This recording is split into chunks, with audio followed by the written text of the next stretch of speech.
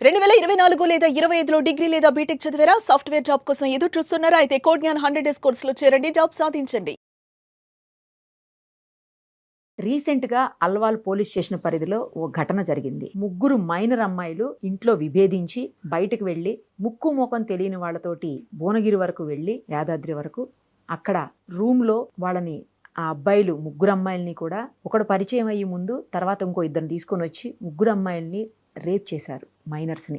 అది నిన్న పోలీసులు ఎవరు ఏంటి అని మొత్తం ఆరా తీసి నిన్న పట్టుకున్నారు. అమ్మాయిలు ఇంటికొచ్చి చెప్పారు. తర్వాత ఎవరు అనేది నిన్న పోలీసులు ఐడెంటిఫై చేసి వాళ్ళని రిమాండ్ కూడా చేశారు. అయితే ఇందులో ఎవరైతే అక్కడ రూమ్స్ ఇచ్చారో వాళ్ళకు లాడ్జింగ్‌లో అతన్ని కూడా అరెస్ట్ చేశారు పోలీసులు. అసలు ఏమైపోతుంది? ఎక్కడికి పోతున్నాం? చిన్న చిన్న పిల్లలు ఇంట్లో తల్లిదండ్రులను విభేదించటం ఏంటి? స్కూల్లో చదువుకునే పిల్లలకి వేరే అబ్బాయిలతో పరిచయాలు ఎందుకు? ఆ వెళ్ళిన వాళ్ళు ఎవరు ఏంటి అని చూడకుండా లాడ్జింగ్ వాళ్ళు ఎలా పడితే అలా రూమ్ ఎలా ఇచ్చేస్తారు? అసలు ఏం జరుగుతుంది? గుడ్ పేరెంటింగ్ అంటే ఎలా ఉండాలి? దాన్ని పిల్లలకు అర్థమయ్యేలా ఎలా చెప్పాలి? ఇవన్నీ ఒకసారి మనం జై భారత్ పార్టీ వ్యవస్థాపక అధ్యక్షులు, ఐపీఎస్ ఆఫీసర్, మాజీ సిబిఐ జేడీ లక్ష్మీనారాయణ గారితో మాట్లాడి తెలుసుకుందాం.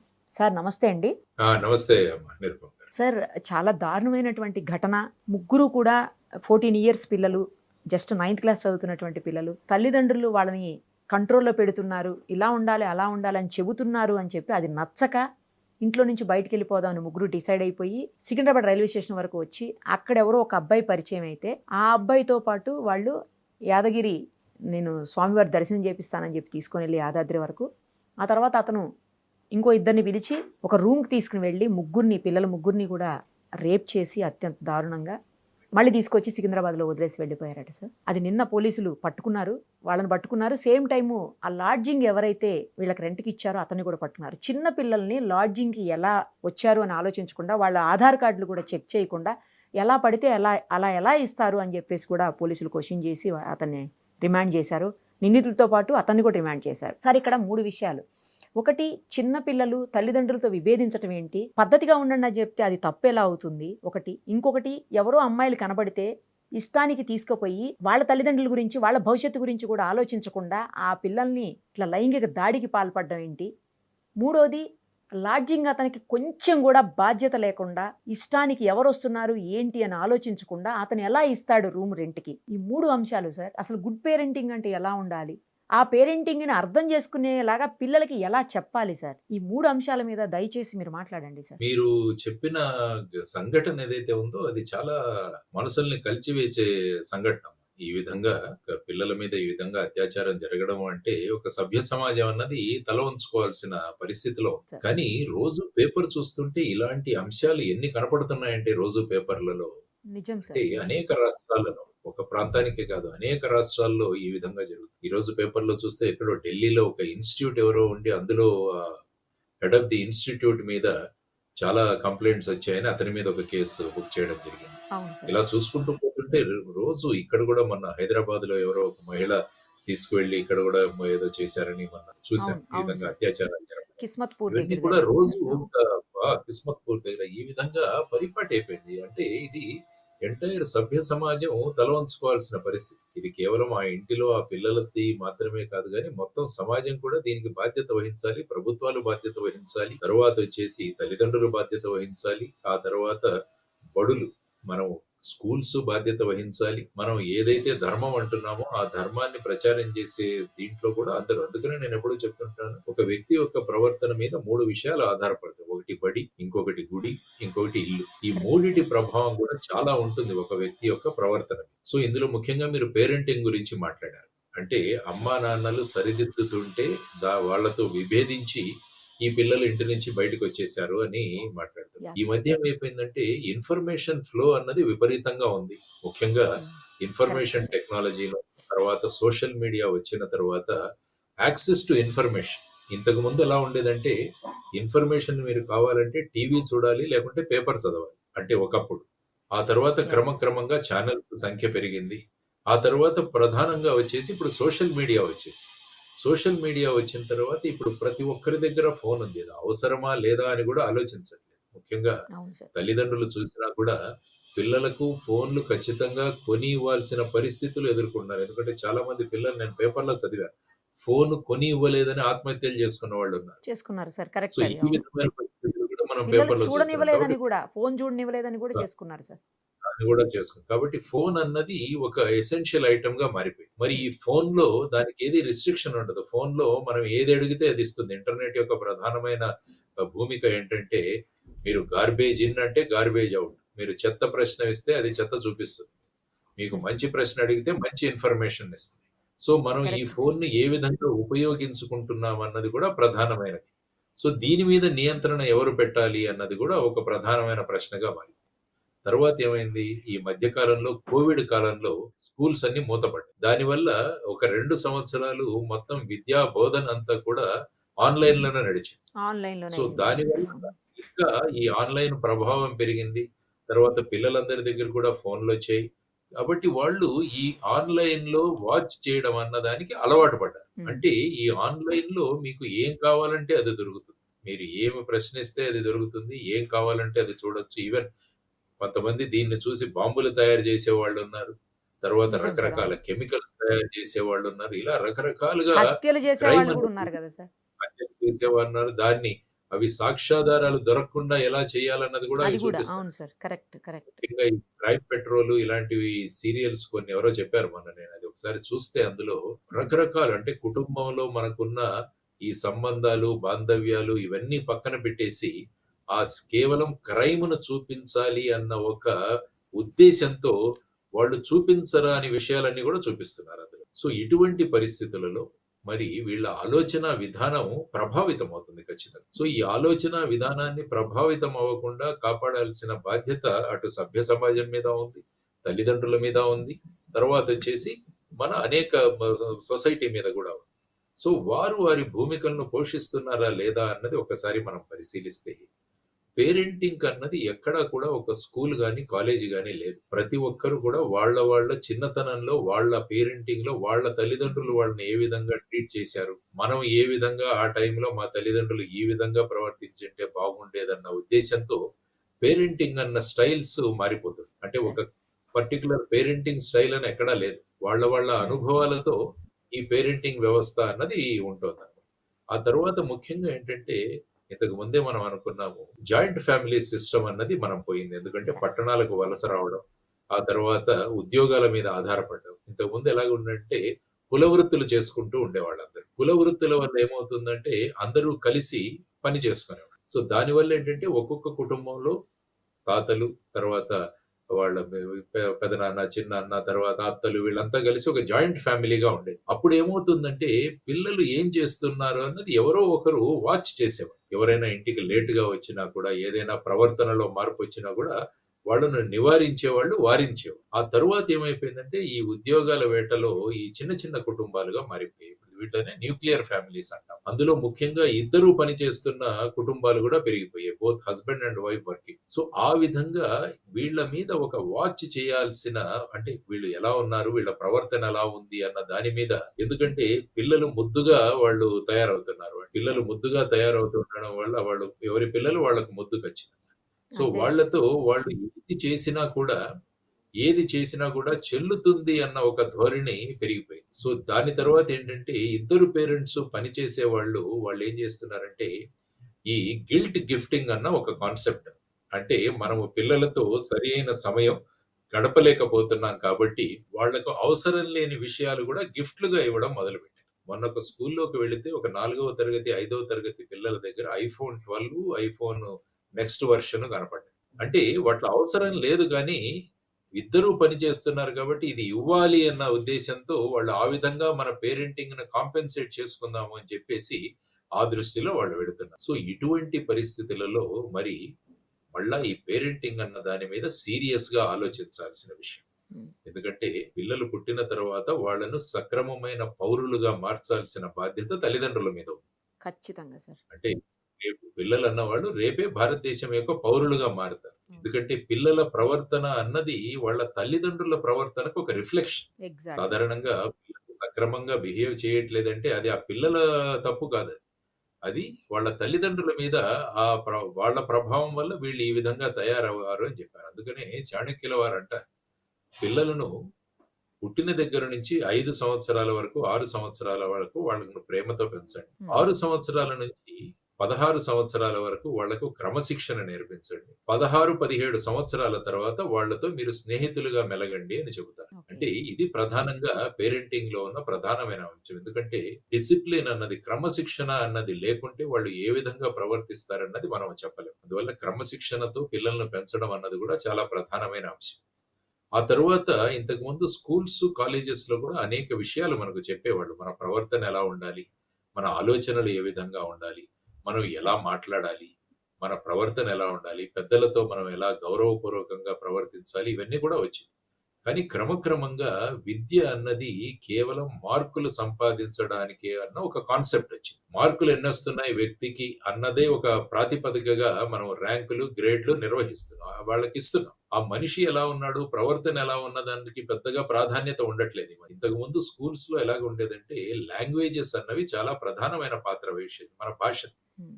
తెలుగు, హిందీ, ఇంగ్లీషు 3 నేర్పించేవాళ్ళు. అందులో మీరు అప్పుడు పాఠాలు గమనిస్తే మిత్రలాభము, మిత్రభేదము, పంచతంత్రంలో కథలు మనకు తెలుగులో పాఠాలుగా ఉండేవి. అంటే రేపు జీవితాన్ని ఎలా ఎదుర్కోవాలి అన్నది ఈ పాఠాల రూపంలో మనకు బోధించేవాడు. హిందీ తీసుకున్నా కూడా పెద్ద పెద్ద గొప్ప వ్యక్తుల యొక్క చరిత్రలు, వారి యొక్క ఆత్మ చరిత్రల్లో పాఠాలుగా మనకుండేవి. అవన్నీ కూడా ఏంటంటే అది ఒక భాషను నేర్పించడం కాదు, ప్రవర్తనను నేర్పించడము, సంస్కృతిని నేర్పించడము, సంస్కారం నేర్పించడం అన్నది ప్రధానంగా భాషల యొక్క ప్రధానమైన పాత్ర. కానీ ఇప్పుడు చూడండి లాంగ్వేజెస్‌కి అసలు ఇంపార్టెన్సే లేదు మనకు. ఎప్పుడు చూసినా కూడా గ్రూప్స్, సైన్స్‌లు, తర్వాత హ్మ్. వచ్చేసి ఐఐటీలు ఇవన్నీ వచ్చిన తర్వాత అవును సార్. ఏమైపోయిందంటే భాషలకు తర్వాత మన సబ్జెక్ట్స్ ఏవైతే లాంగ్వేజెస్‌కి ప్రాధాన్యత పోయి కేవలం మార్కులు ఇవి. తర్వాతొచ్చేసి ముఖ్యంగా ఆటల నుంచి పిల్లల్ని దూరం చేసేస్తున్నాం మనం దూరం ఈ మధ్య చేసేస్తున్నాం. కాలంలో. ఆడుకునే ఆటలు ప్లే కూడా గ్రౌండ్స్ చాలా ఎక్కడున్నాయి సార్ అసలు స్కూల్స్‌లో లేనే లేవు. ఆటలు ఇంటి లేవు. దగ్గరికొచ్చిన ఇవన్నీ తర్వాత కూడా ట్యూషన్‌లనో లేకపోతే చదువనో ఏదో ఒకటి. మైదానాలు లేని స్కూల్స్ చాలా ఉన్నాయి యాక్చువల్లీ. దానివల్ల ఏమైపోతుందంటే గెలుపు ఓటములు అన్నవి పిల్లలకు తెలియట్లేదు. దానివల్ల కొద్దిగా ఎక్కడైనా పరీక్షల్లో మార్కులు తక్కువగానే వాళ్ళు విపరీతమైన స్ట్రెస్‌కు డిప్రెషన్. లోనైపోయి వాళ్ళ అవును సార్. జీవితాలను తీసుకునే ఆత్మహత్యల దగ్గరకు కూడా వెళుతున్నారు.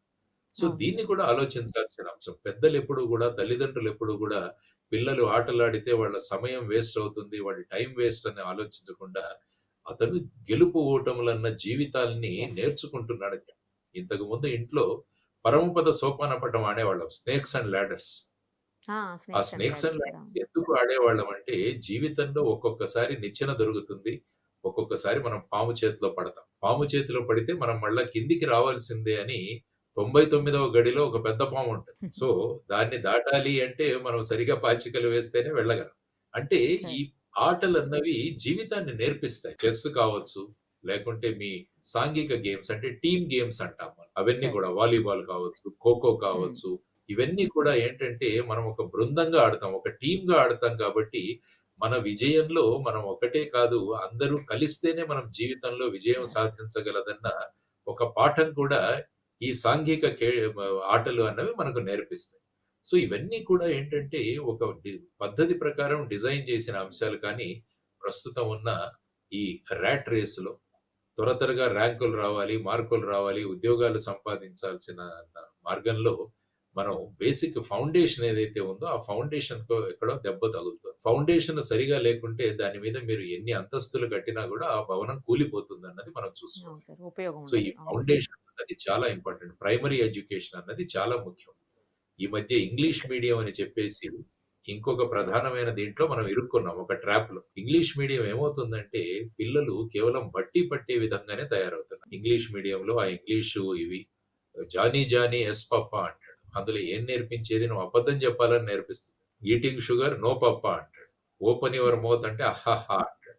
అంటే పిల్లవాడికి ఏం నేర్పిస్తున్నావు? నువ్వు చక్కెర తింటున్నావు గానీ, నువ్వు తినట్లేదని మీ నాన్నకి చెప్పన్నది ఆ పాఠంలో వచ్చేది నేను. అది ఒక పాపులర్ రైమ్ అది.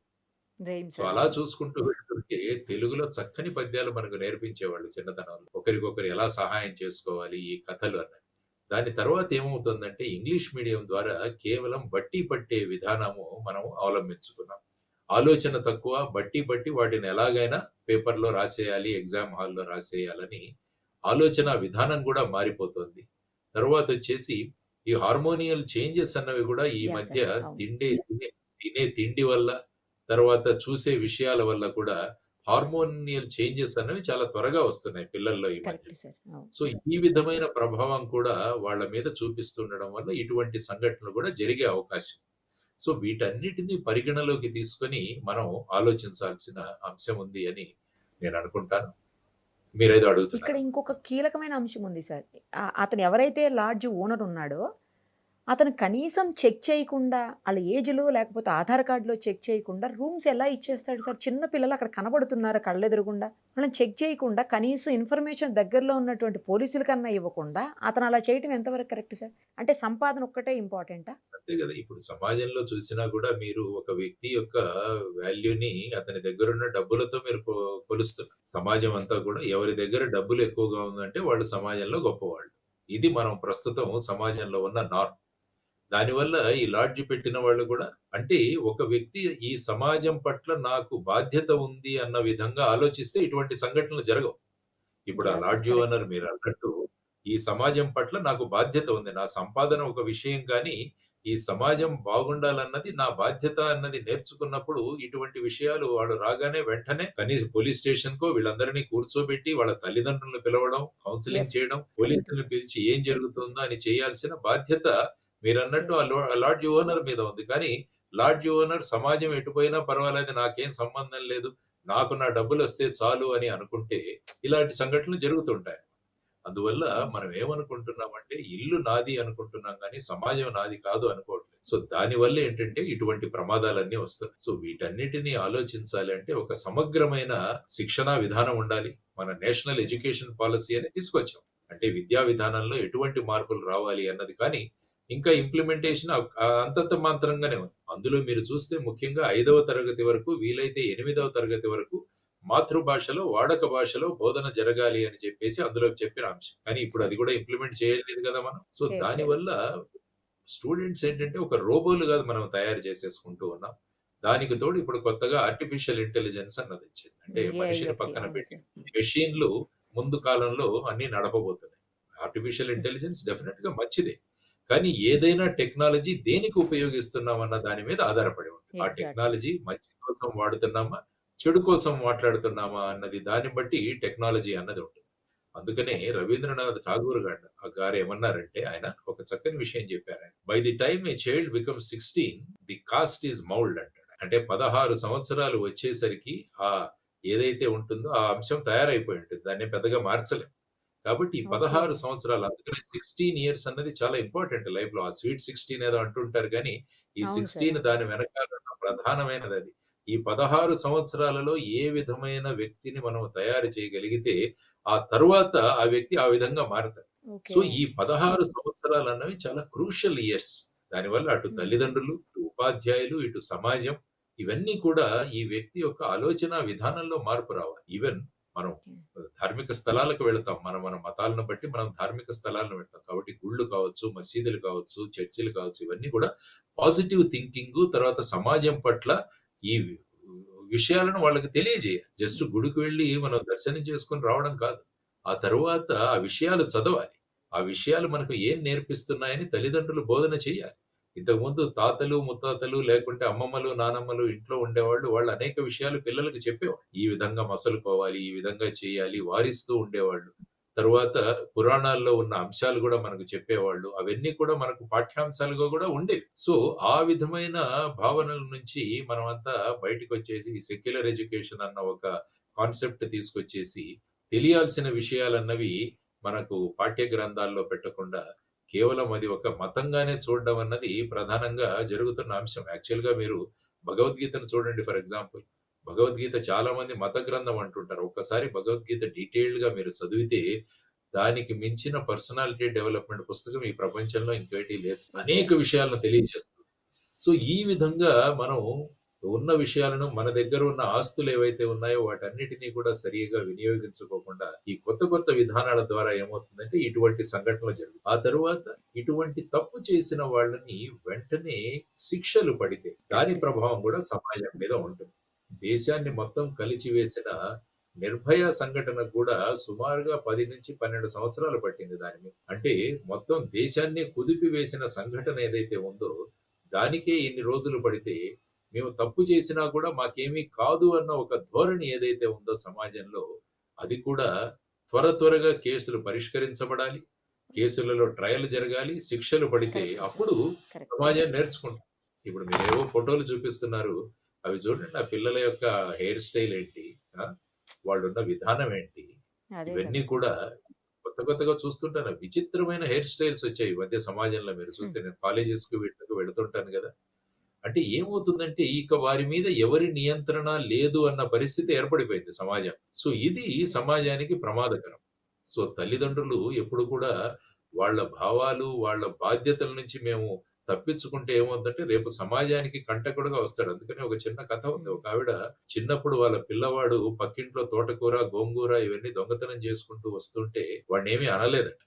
ఆ తర్వాత వాడు పెద్ద గజ దొంగగా మారతాడు. ఆ తరువాత వాడిని పోలీసులు పట్టుకుంటారు. అప్పుడు ఈవిడ వెళ్లి పోలీసులు అన్యాయంగా మా వాడిని అరెస్ట్ చేశారంటే ఆ అబ్బాయే అన్నాడంట, "అమ్మా నువ్వు చిన్నప్పుడు నాకు గనక ఇది తప్పు అని చెప్పింటే నాకు ఈ పరిస్థితి వచ్చేది కాదు కదా!" అని ఆ పిల్లవాడు అంటాడు. సో, ఇలాంటి విషయాల వల్ల ఏమవుతుందంటే అనేక సందేశాత్మక విషయాలు పిల్లలకు తెలుస్తాయి. దీన్ని మనం కరెక్ట్ ముందుకు సార్. తీసుకురావాల్సిన అవసరం. సో, ఈ సంఘటన ఏదైతే ఉందో ప్రస్తుతం దేశంలో జరుగుతున్న సంఘటనలు ఏవైతే ఉన్నాయో, ఇవన్నీ కూడా అత్యంత ప్రమాదకరం. ఆ తర్వాతేంటంటే, పోలీసులు ఎప్పుడైనా ఈ విధంగా ఎవరినైనా నివారించడానికి చేస్తే మళ్ళా కొన్ని స ఈ కొన్ని అసోసియేషన్స్ ఇవి ఉన్నాయి. ఇవంతా ముందుకొచ్చేసి మోరల్ పోలీసింగ్ చేయాల్సిన అధికారం పోలీసులకేంటి అంట. అది తల్లిదండ్రుల బాధ్యత గదా! అంట. అంటే సమాజంలో ఎవరైనా ప్రవర్తన సరిగా లేకుంటే రోడ్డు మీద గాని, ఎక్కడైనా కూర్చొని సరిగా చేయకుంటే వాళ్ళనేదైనా తీర్చిదిద్దే మార్గంలో ఏదైనా చేయబోతే, మళ్ళా వాళ్ళకు మీకు ఎవరైనా ఈ విధంగా అఫెన్సెస్ చేస్తే పనిష్ చేయాలి గానీ, మీకు మోరల్ పోలీసింగ్ అధికారం ఎక్కడ ఉంది అని చెప్పేసి. తర్వాత ఇంకొక ప్రమాదకరమైన విషయాలేంటంటే మన సినిమా. సినిమాలు కూడా అత్యంత ప్రభావం చూపిస్తున్నాయి పిల్లల యొక్క ఆలోచనా వ్యవస్థ మీద. ఇప్పుడు చూడండి ఎలాంటి సినిమాలొస్తున్నాయో కొన్ని సినిమాలు అవును. చూస్తుంటే, అవును సార్. అసాంఘిక శక్తులు ఏవైతే ఉన్నాయో వాళ్ళని హీరోలుగా ప్రొజెక్ట్ చేస్తూ, పోలీసు వ్యవస్థని కరప్ట్‌గా చూపిస్తూ, అంటే ఏం సందేశం ఇవ్వబోతున్నాం మనం? తరువాత ప్రతి 10 నిమిషాలకి, 15 నిమిషాలకి హీరో గాని ఒక తాగుడు సంఘటన చూపించడం అందులో. చిన్న అక్షరాలతో smoking is correct. Injurious to health. Sir. Drinking alcohol is injurious to health అని అసలు మనం చాలా కష్టపడి చదవాలి. అటువంటి ఇవి ఉంటాయి. సో, ఇటువంటి విషయాలను ఎందుకు పెట్టాలి? హీరో తాగితేనే హీరోనా? సిగరెట్ తాగితేనే హీరోనా? ఎందుకంటే హీరో వర్షిప్ అన్నది మనకు సినిమాల వల్ల చాలా ఎక్కువగా ఉంది సమాజం. దానివల్ల ఏంటంటే హీరోలు ఏం చేస్తే మేము కూడా అదే చేస్తామన్న ధోరణి కూడా ఈ మధ్య యువతరంలో పెరిగిపోయింది. సో, అదే అంటున్నాను. ఇదంతా కూడా సాంఘిక బాధ్యత, సోషల్ రెస్పాన్సిబిలిటీ. ఆ ప్రొడ్యూసర్‌లకి, ఆ డైరెక్టర్‌లకి, ఆ హీరోలకి వీళ్ళందరికీ మనం చేస్తున్న విన్యాసాలు ఏవైతే ఉన్నాయో, మనం ఏవైతే మాటలు మాట్లాడుతున్నామో, ఇది సమాజం మీద ప్రగాఢమైన ప్రభావం చూపిస్తున్నామన్న జ్ఞానం ఉన్నప్పుడు, సమాజం పట్ల మనకు బాధ్యత ఉంది అనే వాళ్ళలో ఒక విషయం ఉన్నప్పుడు, అటువంటి వాళ్ళు ఇటువంటి సినిమాలు తీయరు. ఇటువంటి మాటలు మాట్లాడరు సినిమాల్లో. ఇటువంటి విషయాలు చూపించరు తెర మీద. సో, దీనివల్ల ఏంటంటే ఇదంతా కూడా సమాజం మీద ప్రభావం చూపిస్తుంది అన్నది ప్రతి ఒక్క వర్గం కూడా సమాజంలో ఆలోచించాలి. సమాజం పట్ల ఆలోచించాలి. దేశం పట్ల ఆలోచించాలి. ఇదొక సామూహిక బాధ్యత మనదంతా. ఇట్స్ ఎ సోషల్ రెస్పాన్సిబిలిటీ మనందరిది కూడా. సో, ఆ విధమైన ఆలోచనలతో అందరూ ముందుకు రావాలని కోరుకుంటూ, ఈ విధమైన ఈ జరిగిన సంఘటన ఏదైతే ఉందో అది నిందనీయం. వెంటనే ఈ కేసును త్వరగా పరిష్కరించి, ఈ మధ్య ఇటువంటి కేసులు ఎక్కడ ఉన్నా కూడా జువెనైల్స్ అన్న వాళ్ళు చాలా మంది ఇన్వాల్వ్ అవుతున్నారు ఇందులో మీరు చూసుకుంటే. సార్. ఈవెన్ 'నిర్భయ' కేసులో చూసుకున్నా కూడా ఇద్దరు జువెనైల్స్. 18 సంవత్సరాల కన్నా తక్కువ వయస్సు ఉన్న పిల్లవాళ్ళు. ఇప్పుడు ఏ సంఘటన జరిగినా కూడా అదే మీకు కనిపిస్తుంది. చాలా మంది ఈ మైనర్స్ ఇన్వాల్వ్ అవుతున్నారు. సంఘటనలో ఉన్న వాళ్ళని మీరు ఇంటరాగేట్, క్వెషన్ చేసినప్పుడు వాళ్ళందరూ కూడా ఈ పోర్న్ చూడడము, ఆ తర్వాత ఈ మొబైల్ ఫోన్స్‌లో ఈ విధమైన అశ్లీల చిత్రాలు చూడడము, వీటన్నిటి ప్రభావం వల్ల వాళ్ళకున్న హార్మోనియల్ చేంజెస్ వల్ల కూడా వాళ్ళ ఆలోచన విధానమే మారిపోతుంది. ఒక వ్యక్తిని చూసే భావన కూడా మారిపోతుంది ఈ మధ్య. అది ప్రమాదకరం. ఎందుకంటే భారతదేశం స్త్రీలను గౌరవించే దేశం. ఎత్ర నార్యంతు పూజ్యంతే రమంతే తత్ర దేవత అన్నది భారతదేశం యొక్క సంస్కారం. కాబట్టి మహిళలను ఆదరించి, గౌరవించే సంస్కారం భారతదేశ సంస్కారం. కానీ ఈ ఇటువంటి చిరు ప్రాయంలో ఉన్నవారే ఈ విధమైన ఆలోచనలతో ముందుకు వెళుతున్నారంటే, ఇది దేశానికి, రాష్ట్రానికి, సమాజానికి అత్యంత ప్రమాదకరమైన విషయం. దీనితో ప్రతి ఒక్కరూ కూడా మా బాధ్యత ఉంది అని ఆలోచించినప్పుడే ఏమవుతుందంటే ఈ సమాజం బయటపడుతుంది. లేకుంటే ఇలాంటి సంఘటనలు జరుగుతూనే ఉంటాయి.